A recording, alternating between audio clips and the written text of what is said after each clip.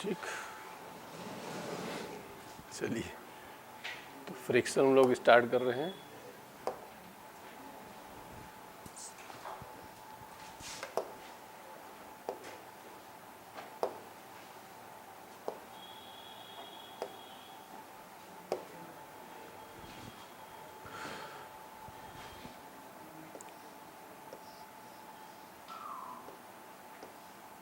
ठीक, ये direction of motion of body है, इधर को ये मूव कर रही है, किसी रफ सरफेस पे ये रखी है, मास m है। फ्री बॉडी डायग्राम बताओ। mg डाउनवर्ड्स काम करेगा, अपवर्ड काम करेगा और इधर काम करेगा म्यू आर। इसी म्यू आर को हम लोग क्या कहते हैं? फ्रिक्शनल फोर्स कहते हैं। कि कोई बॉडी रफ सरफेस पे मूव कर रही है या मूव करने का प्रयास कर रही है, ठीक, कोई फोर्स लगा रहे हैं, नहीं मूव कर रही है, तो उस सिचुएशन में मोशन के अपोजिट एक फोर्स लगता है, उसी फोर्स को हम लोग क्या कहते हैं? फ्रिक्शनल फोर्स कहते हैं। तो ये जो फ्रिक्शनल फोर्स है F = म्यू आर, और आर आपका हो गया mg, तो यही हो जाएगा म्यू mg हो जाएगा। क्लियर हुआ? तो ये हो गया फ्रिक्शनल फोर्स म्यू mg। इसमें F को हम लोग फ्रिक्शनल फोर्स कह देंगे और जो म्यू है इसको क्या कहोगे? Coefficient of friction. और इस म्यू की कोई यूनिट नहीं होगी, no unit and no dimension.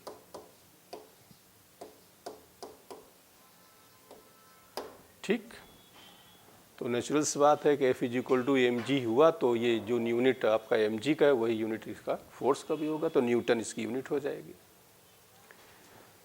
इस म्यू की वैल्यू जो होती है वो >0 एंड <1 होती है। ठीक, अब बात यह आई कि ये फ्रिक्शन मतलब किन बातों पे डिपेंड करता है और क्यों होता है, इसका रीज़न क्या होता है। तो इसका रीज़न होता है कोहेसिव एंड एडहेसिव फोर्सेस, उसकी वजह से ये प्रोड्यूस होता है। इसको हम मिनिमाइज़ कैसे करते हैं? लुब्रिकेट्स वगैरह यूज करके, ऑयल ग्रीस इसीलिए हम लोग लगाते हैं ताकि जो है ये उसको मिनिमाइज़ किया जाए, या सरफेस को क्या कर दें? स्मूथ कर दें। ठीक, जितने रफ सरफेस होगा उतने म्यू की वैल्यू ज़्यादा होगी। दूसरा चीज़ यह है कि ये जो म्यू है डिपेंड किस पर करता है? तो ना तो मास डिपेंड करेगा, ना एरिया डिपेंड करता है, ये डिपेंड करेगा बॉडी के नेचर डिपेंड करता है। नेचर का मतलब क्या हो गया? कोई बहुत बड़ी बॉडी है, एकदम स्मूथ है, वहाँ फ्रिक्शन काम नहीं करेगा। कोई रफ बॉडी है, छोटी है, वहाँ फ्रिक्शन काम करेगा। कहने का सेंस हो गया चाहे बड़ी हो छोटी हो उससे मतलब नहीं है, उसके नेचर पर डिपेंड करता है। ठीक, इस कोई जो है रफ सरफेस है तो वहाँ पर ये फ्रिक्शन काम करेगा, तो उसके मास पे और एरिया पर ये डिपेंड नहीं करता है। क्लियर हुआ? नेचर डिपेंड करता है। तो मिर्चा है, चाहे छोटा हो चाहे बड़ा, तो कड़वा होगा, उसका नेचर है। ऐसे ही आपके पास जो सब्जेक्ट जो बॉडीज़ हैं उनका नेचर है, जहाँ पर रफ सरफेसेज होंगे वहाँ पे काम करेगा। कोई बॉडी रेस्ट में है, मूव नहीं कर रही, कोई फोर्स अप्लाई नहीं कर रहे हैं, वहाँ फ्रिक्शनल फोर्स की वैल्यू क्या हो जाएगी? 0 हो जाएगी। ठीक, ये बहुत छोटा सा, बस जरा सा चीज़ है, लेकिन हर जगह एप्लीकेशन में आ जाता है आपका कि कोई बॉडी मूव कर रही है तो उसके अपोजिट डायरेक्शन में आपका म्यू mg काम करता है। फ्रिक्शन आपका सपोर्ट भी करता है और अपोज भी करता है। जैसे हम जो है रनिंग कर रहे हैं, दौड़ रहे हैं, तो जब दौड़ रहे हैं तो फ्रिक्शन किधर लगेगा बताओ? हम दौड़ रहे हैं, आगे की ओर लगेगा। तभी तो बरसात वगैरह में गिर जाते हो। बरसात में क्या हो गया कि वहाँ पर जब पानी गिर जाता है तो फ्रिक्शन कम हो जाता है, तो जैसे ही आप फोर्स लगाते हो पैर फिसल जाता है। तो ये आगे की ओर काम करता है, आपको सपोर्ट करता है ये।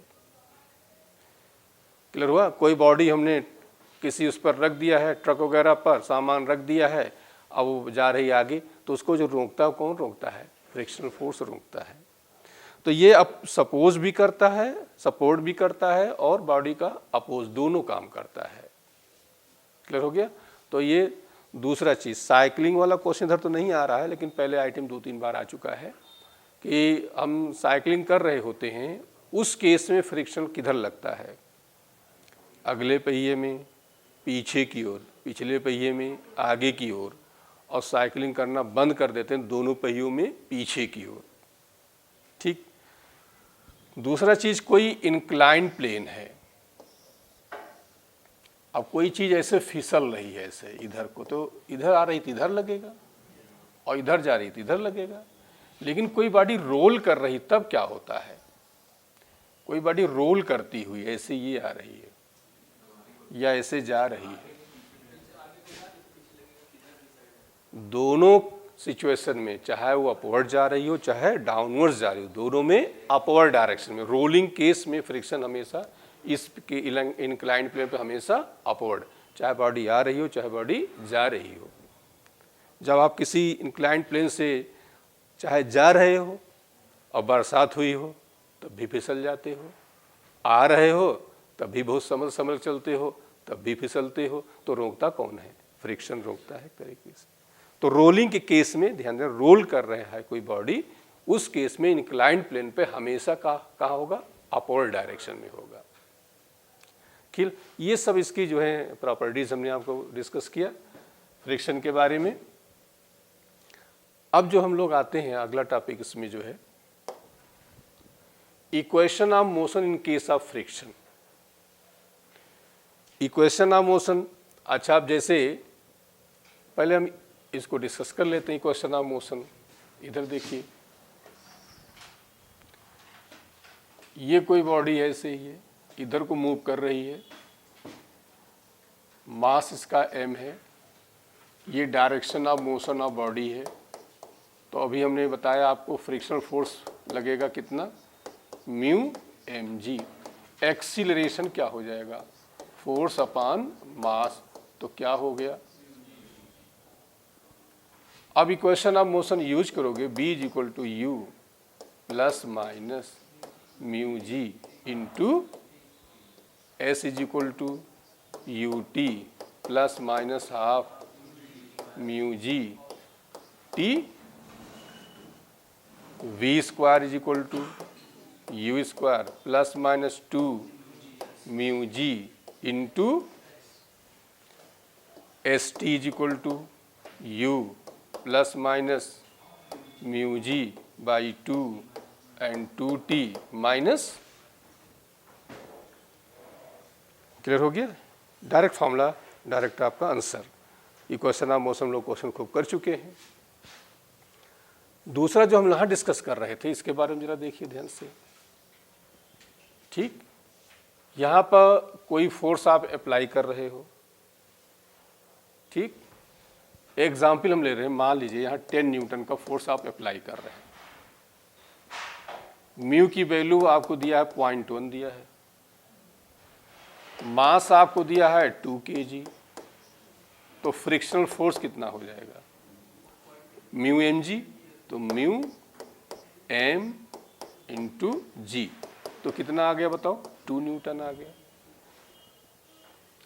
ये अप्लाइड फोर्स हो गया, रिएक्शनल फोर्स होता है, वेट होता है, फ्रिक्शनल फोर्स होता है। अब यहां पर तुमसे पूछा जाए कि भाई 2 सेकेंड में वेलोसिटी, 2 सेकेंड में काइनेटिक एनर्जी, डिस्प्लेसमेंट, कुछ भी पूछ लें, और यहां पूछा जाए तो दोनों में क्या फ़र्क है? यहां तुम डायरेक्ट फार्मूला अप्लाई कर सकते हो। यहां हम कर क्या रहे हैं? यहां किसी फोर्स उसको हम खींच नहीं रहे हैं, पुलिंग फोर्स या पुशिंग फोर्स नहीं लग रहा, हमने बॉडी को ऐसे फेंक दिया है। तो यहाँ डायरेक्ट यूज कर सकते हो, लेकिन यहाँ डायरेक्ट यूज नहीं कर सकते हो। यहाँ क्या करोगे?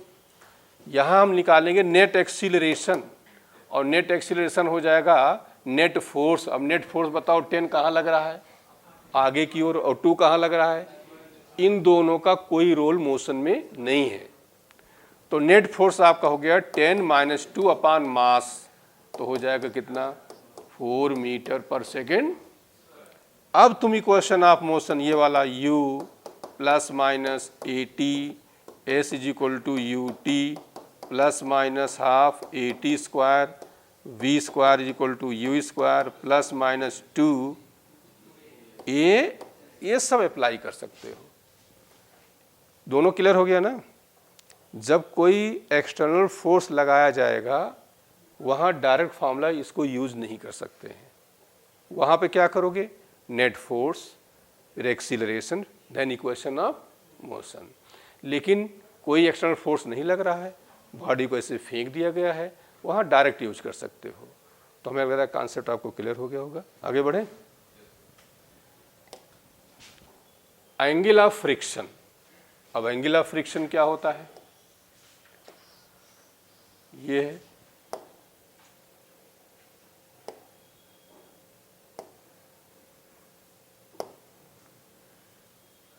ठीक, ये direction of motion of body है। ठीक, इधर को आपको फ्रिक्शनल फोर्स काम कर रहा है, रिएक्शन काम कर रहा है, mg काम कर रहा है। ये इसका नेट फोर्स हम रिजल्टेंट इन दोनों को मान लेते हैं, इसको ऐसे मिला दो, ये एंगल लेमडा ले लेते हैं। ये f है तो ये भी क्या हुआ, f हुआ। तो ये बताओ कि एंगल के सामने की साइड क्या हुई, परपेंडिकुलर। ये क्या हुआ, बेस हुआ। तो यहाँ से आप निकाल सकते हो tan lambda is equal to f upon r और f is equal to mu mg और r is equal to mg। तो क्या आ गया, तो यहाँ से एक फॉर्मूला आपको मिल गया कि mu is equal to tan और लेमडा जो है ये क्या है, एंगल ऑफ फ्रिक्शन और म्यू कोएफिशिएंट ऑफ फ्रिक्शन हो गया। अच्छा, इसी में तुम्हें रिजल्टेंट निकालना होता तो क्या करते बोलो, n is equal to under root r square और प्लस, अब यहाँ वैल्यू रखना चाहो तो mg और ये रखना चाहो तो म्यू mg बोल दो। ये नेट फोर्स भी आपका निकल आया। तो ये हो गया एंगल ऑफ फ्रिक्शन के बारे में आपका। अब इस पे कॉन्सेप्चुअल प्रॉब्लम आती है। ठीक, इसके बारे में जरा समझिए ध्यान से। कॉन्सेप्चुअल प्रॉब्लम क्या है कि ये कोई मान लो बॉडी है, ठीक, मास इसका हम ले लेते हैं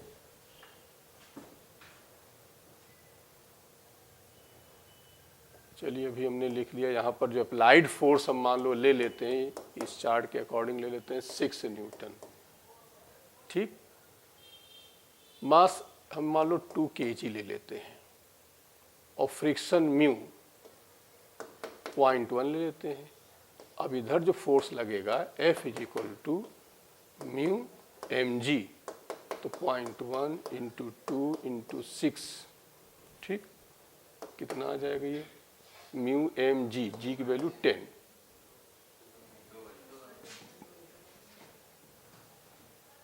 दो नहीं तो 6, यहाँ 6 kg ले लो, 6 kg, तो 6 ले लिया तो आंसर हमारा कितना आ गया, 6 आ गया। और एक मिनट इसको हम दोबारा से बता दे रहे हैं थोड़ा सा, क्योंकि डाटा यहाँ में लिखा नहीं था। इधर देखिए,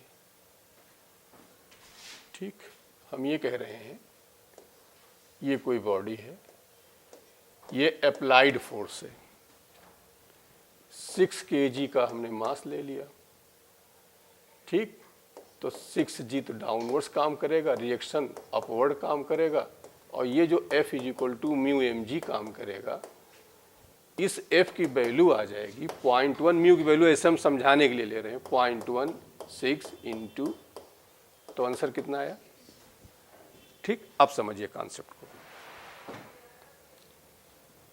अब यहाँ पर F जो हमने है ये हम बदल रहे हैं, वेरिएबल फोर्स है, हमने F 0 किया, अप्लाइड फोर्स कुछ नहीं लगाया।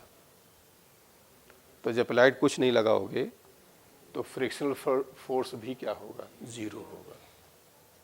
ऐसे बॉडी रखी हुई है, कोई फोर्स नहीं लग रहा है, कोई फ्रिक्शन काम नहीं करेगा, तो नेट फोर्स भी जीरो हुआ, एक्सीलरेशन भी। अब हम क्या कर रहे हैं, अब हम 2 न्यूटन का ये लगा दे रहे हैं। 2 न्यूटन लगाएंगे तो हमारा जो फ्रिक्शनल फोर्स है वो भी 2 ही रहेगा, ये 6 नहीं होगा।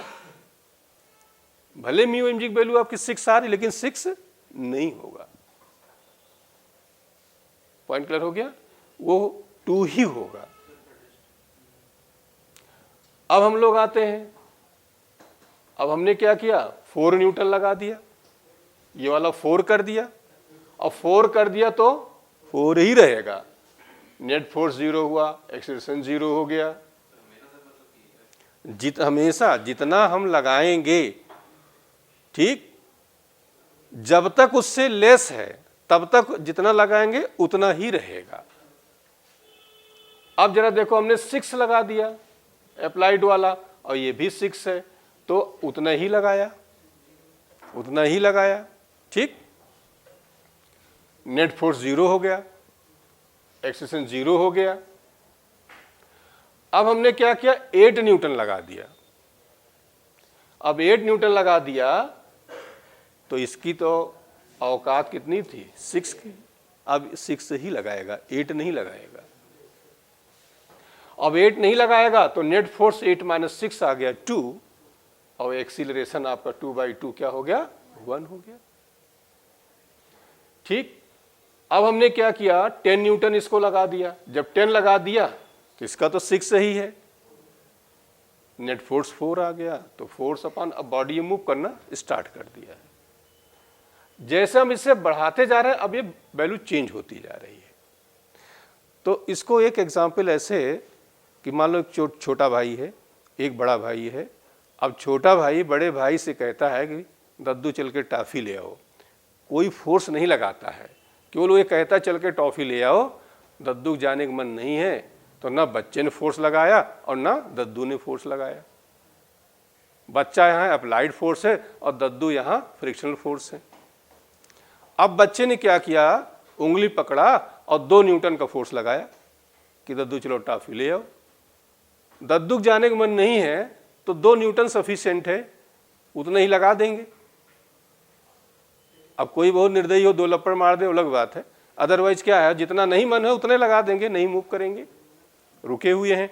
अब बच्चे ने लगा दिया 4 न्यूटन का, तो दद्दू भी 4 न्यूटन का। बच्चे ने लगाया 6 न्यूटन का, दद्दू भी 6 न्यूटन का। अभी दद्दू मूव नहीं किए। अब बच्चे के बाप आ गए और 2 लपड़ खींच के लगा दिया। अब उन्होंने 8 न्यूटन लगा दिया। अब दद्दू मूव करना शुरू कर दिए।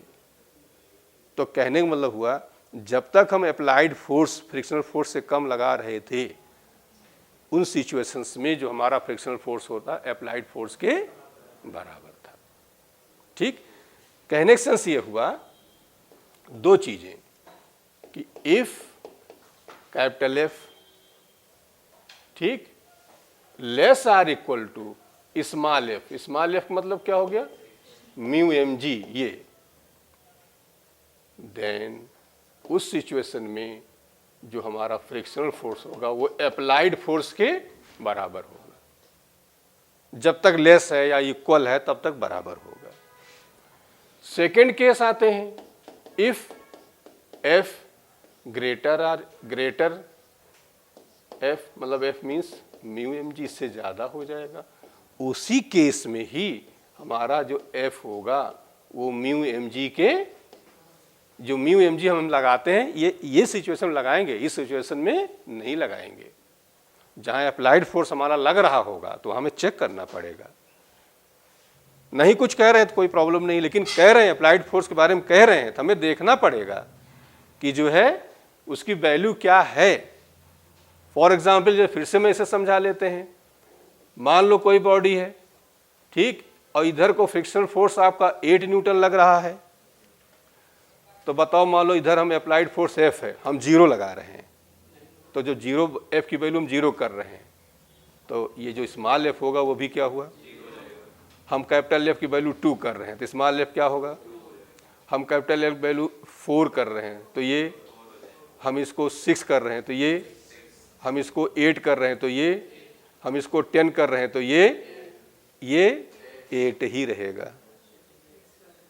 अब 8 से ज़्यादा, हम इसको 12 कर दे रहे हैं तब भी ये क्या रहेगा, 8 रहेगा। तो जो हम म्यू एम जी बार बार कहते हैं वो कंडीशनल है कि वो अप्लाइड का जो फोर्स है वो जब उसके बड़ा या उसके बराबर तभी होगा म्यू एम जी, अदरवाइज नहीं होगा। तो ये कॉन्सेप्चुअल प्रॉब्लम है। और इसमें ये देखिए यहाँ तक ये आपका स्टैटिक फ्रिक्शन हुआ, बॉडी रुकी हुई है। ये आपका लिमिटिंग हुआ, लिमिटिंग मतलब लिमिट न क्रॉस करो कि थोड़ा सा और ज़्यादा लगा तो बॉडी क्या करेगी, मूव करेगी। और ये आपका काइनेटिक फ्रिक्शन हो गया। ठीक, तो यहाँ से अब इसको हम ये कर सकते हैं, देखिए कर्व प्लॉट किया गया इनके बीच में, ये अप्लाइड फोर्स है या ये फ्रिक्शनल फोर्स। देखिए अप्लाइड फोर्स बढ़ाते जा रहे हैं, ये भी इंक्रीज करता चला जा रहा है यहाँ तक। अब इसके बाद देखिए आप अप्लाइड फोर्स इंक्रीज कर, लेकिन फ्रिक्शनल फोर्स में कोई चेंज ऐसे मूव कर रहा है। तो इसमें जो होता है ये आपका लिमिटिंग कहलाता है, ये आपका काइनेटिक कहलाएगा और ये आपका स्टैटिक कहलाएगा। ठीक, अब बताओ। हाँ, आर के सिंह, मालूम लिखें अपना नाम आर के सिंह लिखें तो सबसे बड़ा बताओ कौन होगा। ये ऐसे पहले लगा दें, म्यू एस, म्यू के और म्यू आर। तो सबसे बड़ा कौन हुआ, स्टैटिक, उससे छोटा काइनेटिक और उससे छोटा रोलिंग। ठीक, तो ये याद करना, इससे याद रहेगा आपको। तो वो वही यहाँ पे जो हमने आपको बताया यहाँ लिखा हुआ है, एंगल ऑफ रिपोज। ठीक, ये क्या होता है, ये किसी इंक्लाइंड प्लेन की हम बात कर रहे हैं। ये हो गया आपका मास m है, एंगल ये थीटा ले लिया, mg डाउनवर्ड्स काम करेगा, ये एंगल आपका थीटा, इधर आया mg कॉस थीटा, r हो गया ऊपर, इधर क्या हुआ mg साइन थीटा और बॉडी नीचे आ रही है तो ये म्यू आर हो गया। ठीक, अब एंगल ऑफ रिपोज एक्चुअली है क्या, ये एंगल ऑफ इंक्लिनेशन ही है, लेकिन सारे इंक्लिनेशन नहीं, जिस पर ये लिमिटिंग कंडीशन में हो। लिमिटिंग कंडीशन मतलब क्या हुआ, थोड़ा इसको ज्यादा कर दोगे तो बॉडी क्या करेगी, नीचे आ जाएगी। क्लियर हो गया। तो जिस पर बॉडी आपकी लिमिटिंग कंडीशन में हो, that angle known as angle of repose. अब ये बताओ, जब लिमिटिंग कंडीशन में बॉडी रुकी हुई है तो बता दो इक्विलिब्रियम कंडीशन हो गया, तो यहां से क्या हुआ, mg sine theta is equal to mu r, और आर है किसके बराबर, तो इसको लिख सकते हो म्यू mg कॉस थीटा। तो यहाँ से म्यू इज इक्वल टू क्या मिल गया, 10। इसी थीटा को हम लोग नाम दिए क्या बताओ, एंगल ऑफ रिपोज। तो अभी आपने पढ़ा कि mu is equal to 10 theta भी होता है और mu is equal to 10 lambda होता है, और लेमडा हमने क्या बताया, एंगल ऑफ फ्रिक्शन। ठीक, ये हो गया आपका। अब हम लोग आते हैं कि ज्यादातर क्वेश्चन फ्रिक्शन पे उधर ही से आते हैं, इधर से एक दो क्वेश्चन बढ़िया बनते हैं, वो भी बता रहे हैं आपको कि calculations of required force in different situations. अब हम जो है फोर्सेस के बारे में थोड़ा डिस्कस करने जा रहे हैं। जैसे ये कोई बॉडी हमने ले लिया, ठीक, और ये फोर्स हमने F ले लिया, ये एंगल आपका थीटा हो गया, ये रफ सरफेस बॉडी रखी हुई है। ठीक, हम पुलिंग एंड पुशिंग फोर्स निकालना चाहते हैं कि कम से कम कितना होगा। तो क्या करो, इसको रिजॉल्व करो, मास इसका m ले लो। mg कहाँ काम करेगा, डाउनवर्ड्स काम करेगा, रिएक्शन कहाँ काम करेगा, अपवर्ड काम करेगा। इसको रिजॉल्व करो इधर क्या आएगा, एफ कॉस थीटा, इधर क्या आएगा, एफ, बोलो। अब बताओ कि फोर्स इधर को लग रहा है तो फ्रिक्शन किधर लगेगा, अपोजिट डायरेक्शन लगेगा, इस साइड लगेगा, ये लगेगा आपका म्यू आर। ठीक, अब ये फोर्स मिनिमम फोर्स कितना हो, बॉडी मूव कर जाए तो कि मिनिमम फोर्स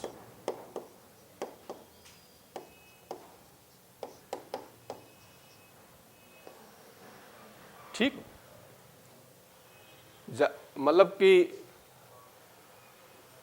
मतलब वो फोर्स लगाएं बॉडी हम यहां से क्या करें, आगे की ओर मूव कर जाए, उसे थोड़ा ज्यादा कर दें तो मिनिमम नहीं, मैक्सिमम फोर्स।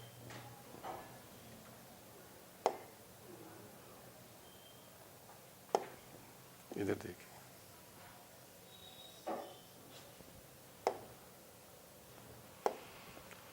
अब इसको रिजॉल्व करो, बताओ रिजॉल्व कर लिया हमने। अब बताओ कि ये मूव कर ले, उसके लिए जरूरी क्या है, बताओ। ये जो हमारा फोर्स है ये वाला, इसके बराबर हो या इससे ज्यादा हो, तो क्या करोगे, f cos theta greater or equal to mu. अब हम आर पे आते हैं, ये दोनों डायरेक्शन सेम हो रहा है, तो यहां हो जाएगा r plus f sine theta is equal to, तो बताओ आर की वैल्यू क्या हो जाएगा, एम जी माइनस एफ, अब यहां रख दो, F cos theta greater or equal to mu bracket में M G minus F sine theta. अब एफ इकट्ठा कर लो, एफ यहाँ कर लिया तो cos theta plus mu sine theta greater or equal to mu. यहाँ से एफ की वैल्यू जो आ जाएगी greater or equal to mu M G upon cos theta plus mu. ठीक, अब बताओ ये मिनिमम लिखोगे कि मैक्सिमम, मिनिमम, तो एफ मिनिमम ही रहेगा, ये इज इक्वल टू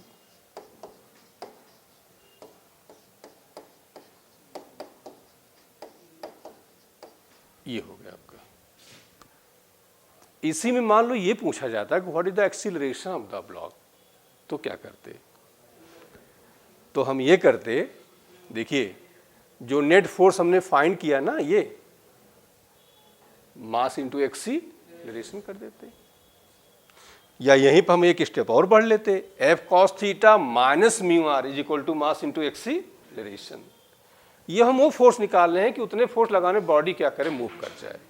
लेकिन एक्सीलरेशन निकालना होता था, हम यहीं एक स्टेप यहीं बढ़ सकते थे कि ये फोर्स आपका एफ कॉस थीटा हो गया, इधर को म्यू आर हो गया, तो f cos theta minus mu r is equal to m a, या ये निकाल लिया हो तो ए इज इक्वल टू यहीं से क्या होता, फोर्स अपॉन मास। एक्सीलरेशन फाइंड कर सकते थे, बोल दो, लेकिन ज़्यादा क्वेश्चन इसी पे इस तरह का आया हुआ है। अब दूसरा हम लोग आते हैं, ये तो पुलिंग फोर्स हो गया, पुशिंग फोर्स पे आते हैं हम लोग। ये देखिए, ऐसे कोई फोर्स हम अप्लाई कर रहे हैं, मास इसका m है, एम जी डाउनवर्ड्स हुआ, ठीक। अब ये एंगल हमने थीटा ले लिया है, ओके।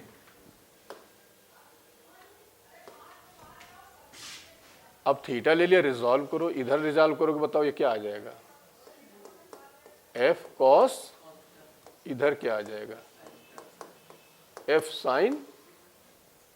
ये फोर्स आपका एफ लग रहा था, फ्रिक्शन किधर लगेगा,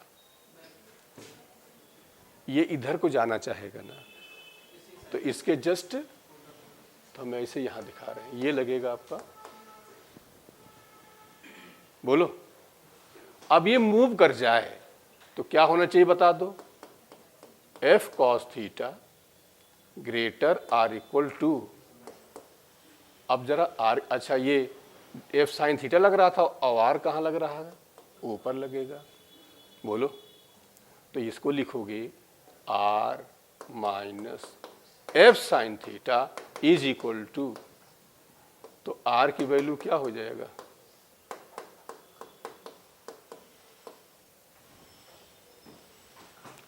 इस आर की वैल्यू यहां रख दीजिए, तो f cos theta greater or equal to mu M g f, बोलो। अब इसको इस तरह ले आओ, f cos theta minus mu sine theta greater or equal to mu, बोलो।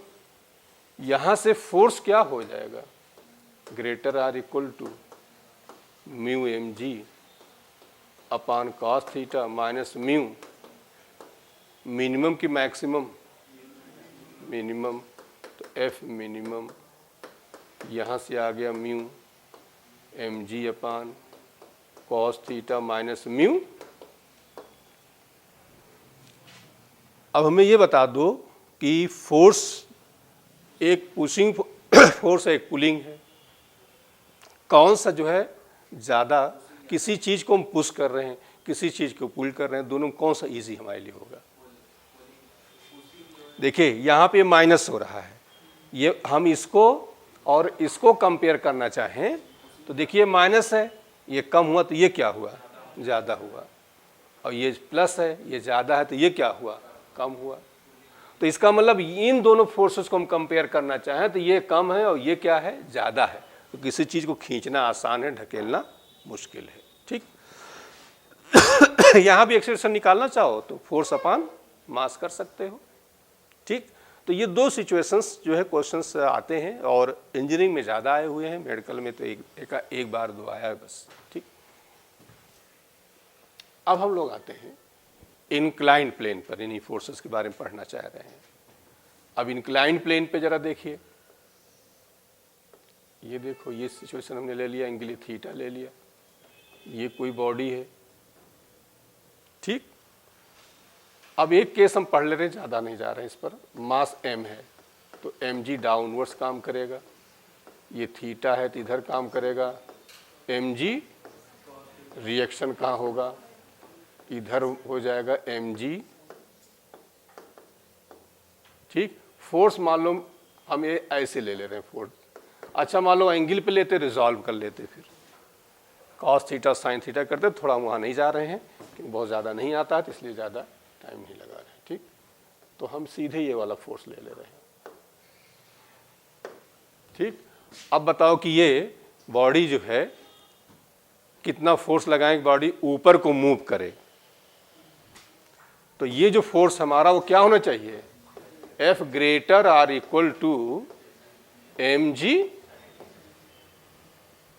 ठीक। अच्छा अब एक फोर्स रह गया, कौन सा, फ्रिक्शनल फोर्स रह गया, ये म्यू आर, तो ये प्लस में यहाँ क्या आ जाएगा, और आर की वैल्यू बोलो क्या हो जाएगा, तो F greater or equal to mg sine theta plus mu, बोलो mg कॉस थीटा।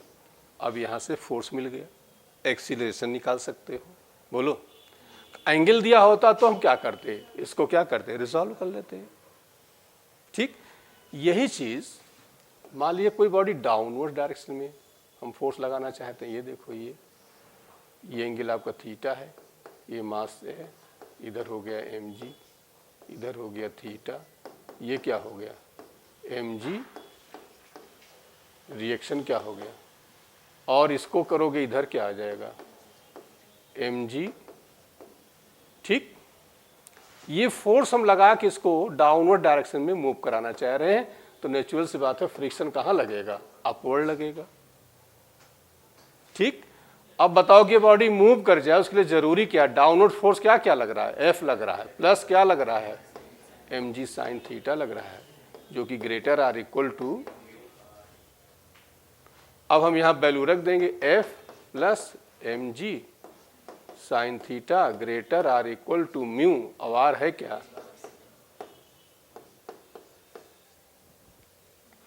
अब यहाँ से फोर्स आप फाइंड कर सकते हो, तो f greater or equal to mu M G cos theta minus m g, ये निकल आया आपका फोर्स। यहाँ भी एंगल पे लग रहा होता तो वही यहाँ भी करते, रिजॉल्व कर लेते हम। क्लियर हो गया सबको, बोलो। तो ये आपका इंक्लाइंड प्लेन का हो गया। अब हम motion of body on inclined plane पढ़ने जा रहे हैं, जिसमें हम एक्सीलरेशन के बारे में पढ़ेंगे। ठीक, तो इसमें क्या है कि दो सिचुएशंस हम यहाँ डिस्कस करेंगे। फर्स्ट है कि body move in upward direction,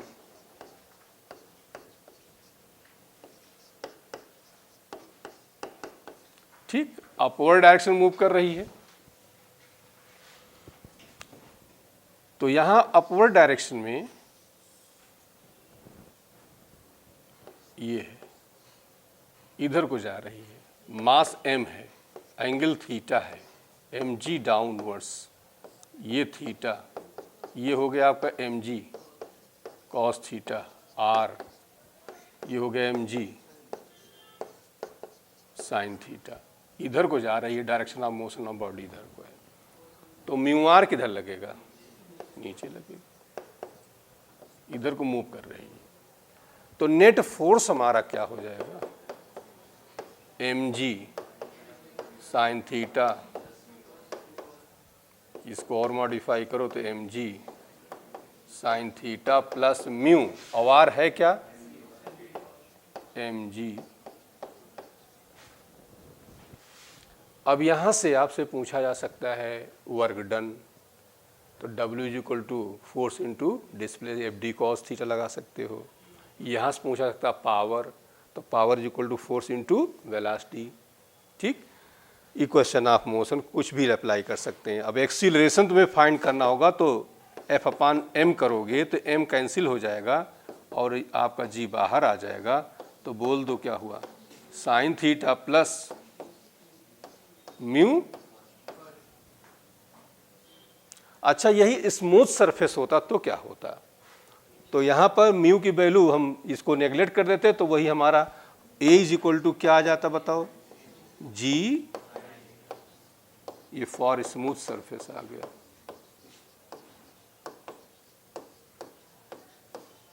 बोल दो, ठीक। अब हम लोग आते हैं सेकेंड कंडीशन इसकी, body move in downward direction.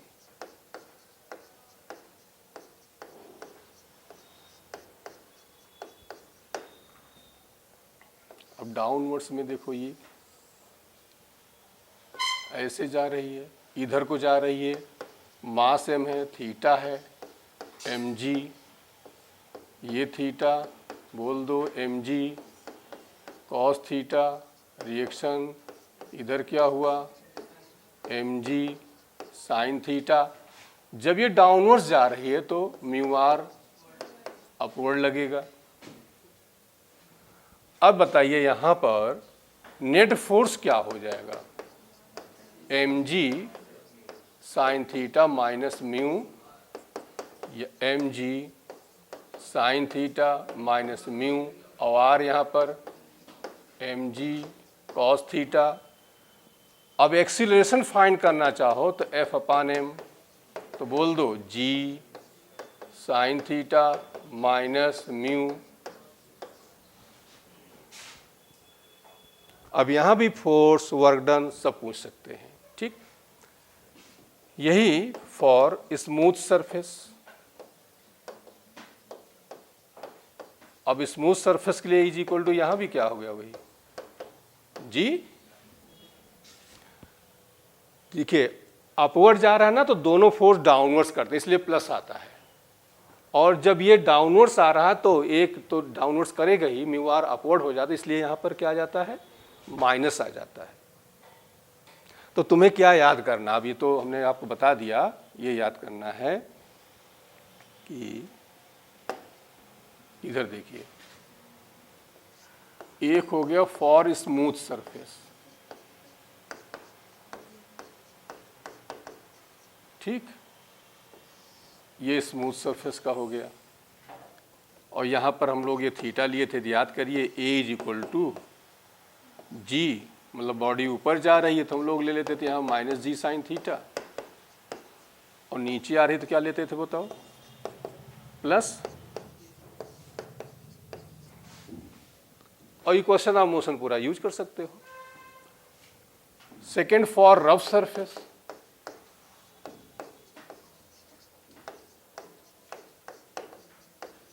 अब रफ सरफेस है तो यहां पर देखिए दो फॉर्मूले आपके आ गए एक्सीलरेशन के। चलो बॉडी नीचे आ रही, इधर को आ रही है, तो ए इज इक्वल टू बोलो क्या था, G sine theta minus mu cos theta, और ऊपर जा रही तो क्या था यहां बताओ, A is equal to G sine theta plus, इसको याद किए रहना डायरेक्ट, ये तो पढ़ा ही है सब, इसी में इसको ध्यान दे रहना कि ये जी साइन थीटा जब डाउनवर्ड्स आ रही है ना तो फ्रिक्शन अपवर्ड लगता है, इसलिए माइनस हो जाता है। दोनों में डिफरेंस यही प्लस माइनस का था है। बोलो, ये आपका G sine theta minus mu cos theta, वो हो गया G sine theta plus mu cos theta. A निकाल लो, फिर इक्वेशन आप मोशन यूज कर लो, तुमसे पूछा जाए तो। क्लियर हो गया? तो ये इतना ही इसमें इंक्लाइंड प्लेन और सब हम लोगों ने डिस्कस किया। अब हम लोग क्वेश्चंस पे आते हैं।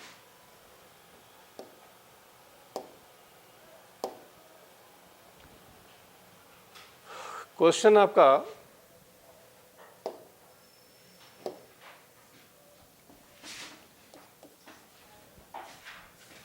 अच्छा, ये which one of the following statement is incorrect, कौन सा इनकरेक्ट है? फर्स्ट है rolling friction is smaller than sliding friction, सही है, बता ही चुके हैं।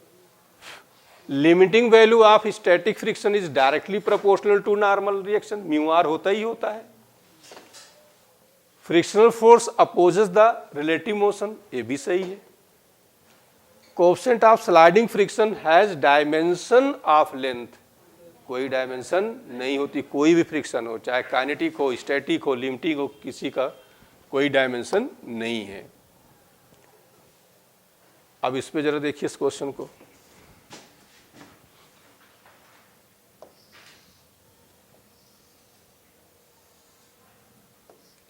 ये कोई बॉडी है, ठीक, mg डाउनवर्ड्स काम कर रहा है, ये एंगल आपका थीटा है, one and gradually raise about the other, इसको ऐसे उठाया जा रहा है। As the angle of inclination with the horizontal reaches 30 degree, इतना किया जाए 30 डिग्री हो गया। The box start slip and slide 4 metre down, मतलब कि 4 मीटर कहाँ जा रहा है और कितने सेकंड में आ रहा है? 4 सेकंड में आ रहा है, ठीक। The coefficient of static and kinetic friction, तो स्टैटिक फ्रिक्शन जब बॉडी बिल्कुल समझ लो कि मूव करने की पोजीशन में हो, तो अभी हम लोग डिस्कस किए थे फॉर्मूला क्या था, एंगल ऑफ रिपोज बताओ क्या था, mu is equal to tan theta, तो tan थीटा है कितना 30, तो कितना आया 1/√3। अब इसको हम सॉल्व कर लेंगे, ये स्टैटिक कहलाएगा क्योंकि यही तो लिमिटिंग का हुआ, यही तो लिमिटिंग कंडीशन थी। एंगल से थोड़ा ज़्यादा कर दो, बॉडी क्या करेगी? मूव करेगी। अब क्या कर रहे हैं? अब कह रहे हैं ये मूव कर रही है, और कितना मूव कर रही है? अब ये डिस्प्लेसमेंट कितना दिया बताओ? 4 मीटर, और टाइम कितना दिया है? 4 सेकेंड दिया है। यहां रेस्ट में थी तो यू क्या था? 0 था। यहां से निकालो एक्सीलरेशन, और कौन सा फॉर्मूला यूज करोगे?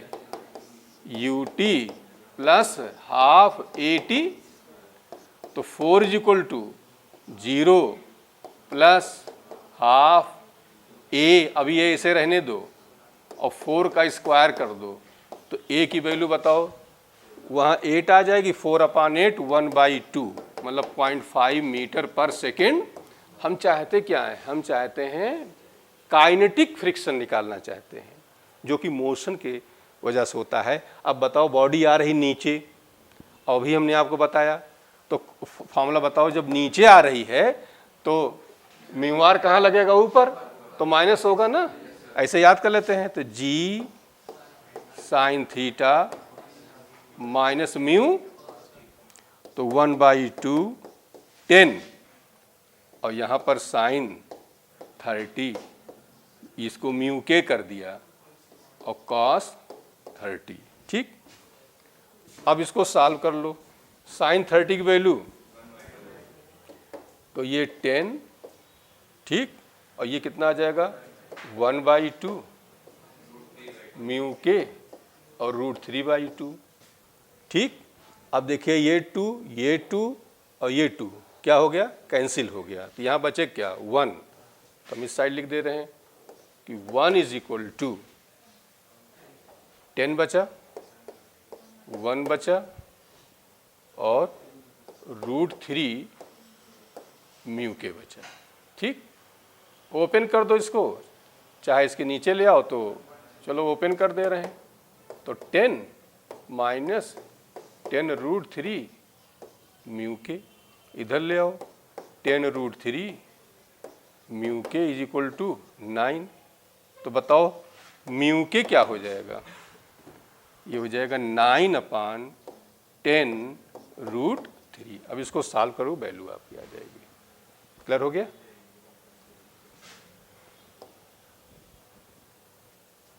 ब्लॉक ए ऑफ मास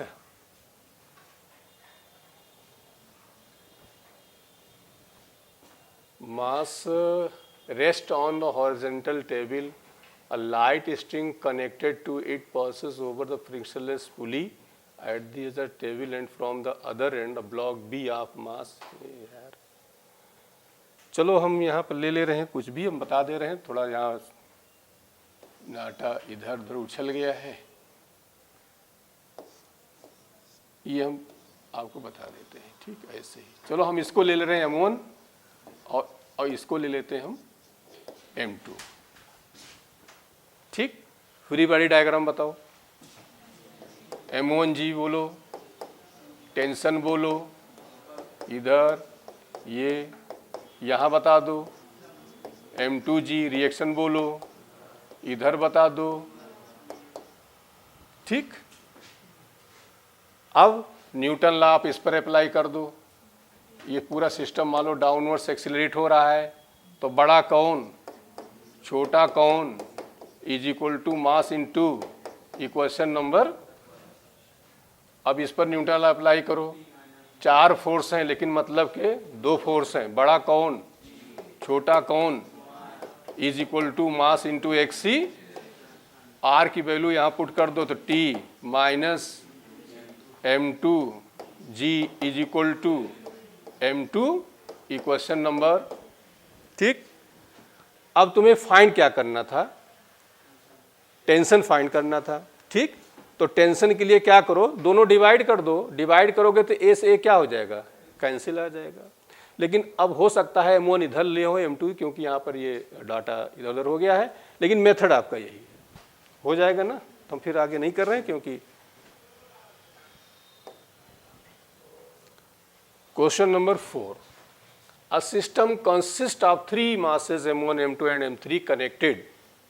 ठीक है, connected by a string passing over pulley P, the mass M1 hangs freely and M2, M3 are the rest on horizontal table, the coefficient of friction is, चलो mu है तो यहाँ पर mu लिख लेना।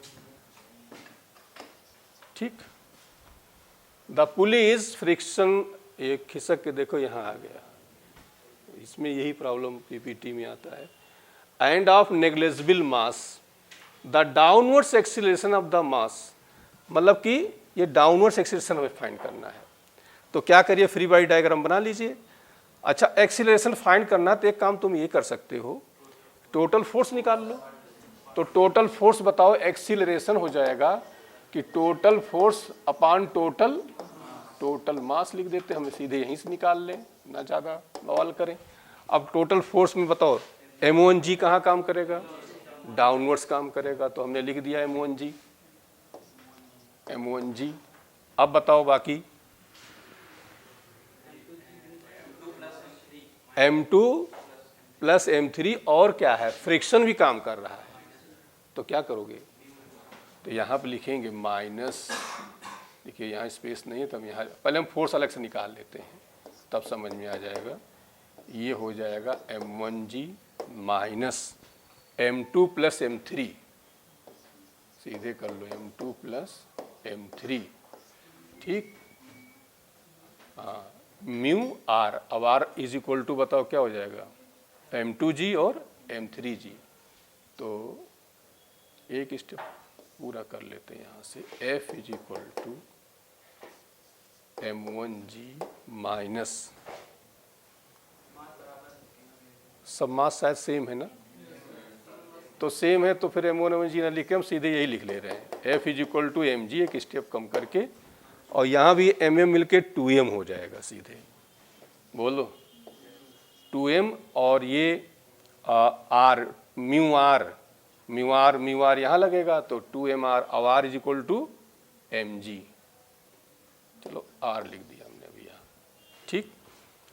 देखिए ये आपका हो जाएगा, इधर को म्यू आर लगेगा, इधर को म्यू आर लगेगा, दोनों सेम है, तो mu r is equal to 2 mu r, मतलब कि F इज इक्वल टू सीधे हमने लिखा mg माइनस 2 म्यू आर, ऐसे कर लो। अब ये हो गया तुम्हारा mg माइनस 2 म्यू और r is equal to mg हो गया, ठीक, क्लियर हो गया। अब तुम्हें निकालना क्या है बताओ, एक्सीलरेशन, तो एक्सीलरेशन इज इक्वल टू क्या हो जाएगा, फोर्स अपॉन टोटल मास। अब टोटल मास में कितना हो जाएगा, 3m हो जाएगा, तो यहाँ से देखिए m से m कैंसिल हो जाएगा, क्या बचेगा, g भी बाहर निकाल लो, 1 minus 2 mu upon 1 minus 2 mu upon 3, ठीक। Upper half an inclined plane inclination theta perfectly smooth, ये क्वेश्चन भी कई बार रिपीट हो चुका है मेडिकल इंजीनियरिंग दोनों में, ऐसे है देखो, ये पूरा हम ये कर ले रहे हैं ना, पूरा 2x ले लेते हैं तो हाफ पार्ट x हो जाएगा और हाफ ये x हो जाएगा, बोलो, और ये ऊपर का स्मूथ है और नीचे क्या है, रफ है, और एंगल ये हमने ले लिया थीटा। तो क्वेश्चन ये है कि upper half of inclined plane inclination theta is perfectly smooth while lower half is rough, a block starting from rest, यहाँ पर u की वैल्यू दी गई है क्या, 0, विल कम द रेस्ट, और यहाँ पर भी ये रेस्ट में आ जाता है, तो यहाँ फाइनल वेलोसिटी यहाँ भी क्या हो जाती है, 0 हो जाती है। If the coefficient of friction between the block and the lower half of the plane mu, यहाँ पर जो है half of the plane is mu, ठीक, तो म्यू की वैल्यू हमें फाइंड करनी है। तो बताओ क्या करोगे, ये नाम हमने दे दिया A, इसको B और इसको नाम दे दिया क्या, C।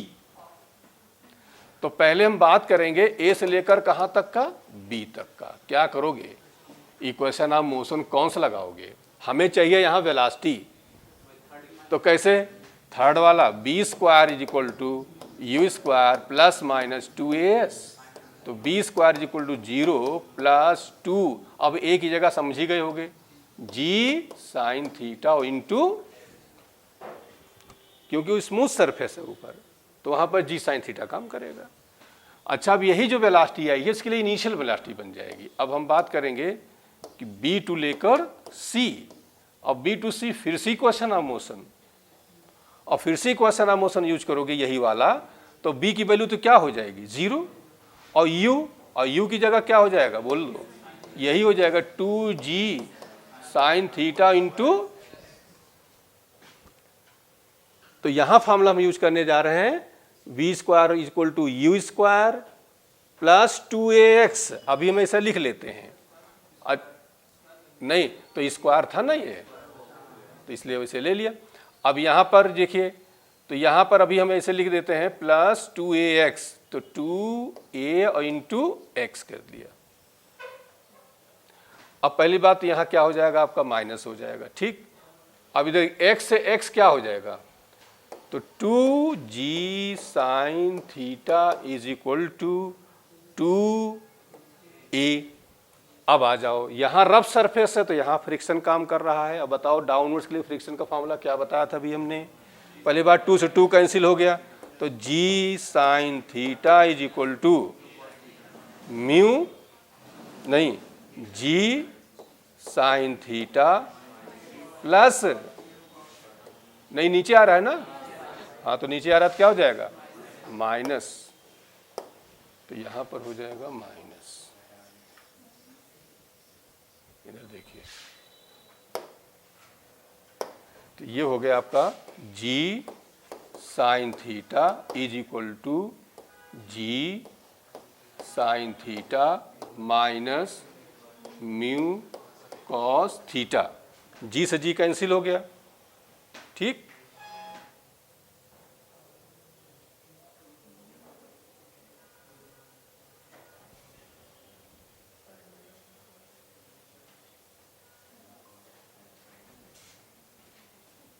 एक मिनट,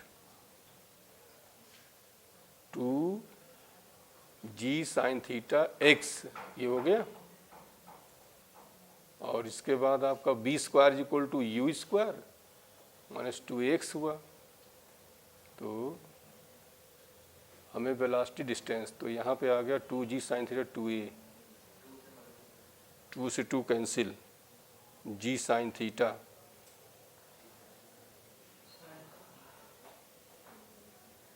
ये एक्सीलरेशन का फॉर्मूला हमारा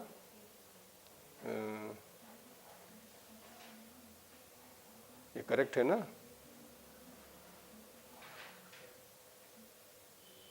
ठीक। तो ओपन करो, तो कट जा रहा है,